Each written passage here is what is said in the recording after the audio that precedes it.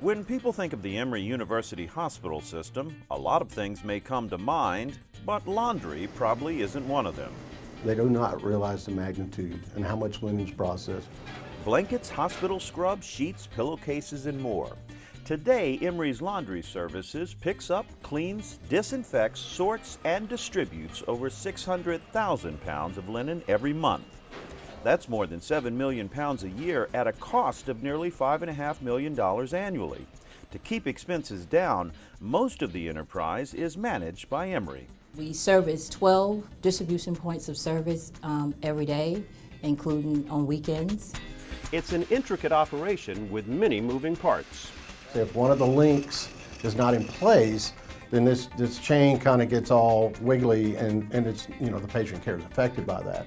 While the rest of us sleep, Emory's laundry staff are busy collecting and distributing linens. Their workday starts at midnight so they don't disrupt clinical operations during peak hours.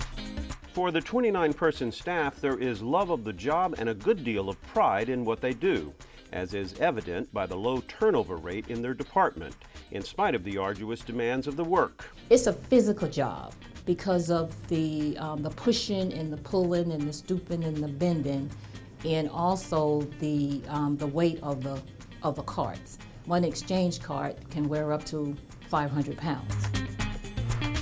Workers collect carts filled with sealed bags of dirty linens and load them into these box trucks.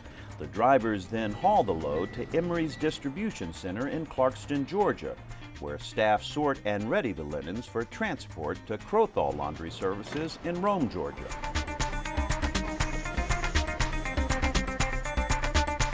Here, plant employees, with the help of industrial machines, clean, sterilize, dry, and fold the linens. 12,000 pounds of fresh laundry per truckload is shipped back to the Clarkston facility, where it will be resorted and loaded back onto the box trucks for delivery to the various hospitals and clinics.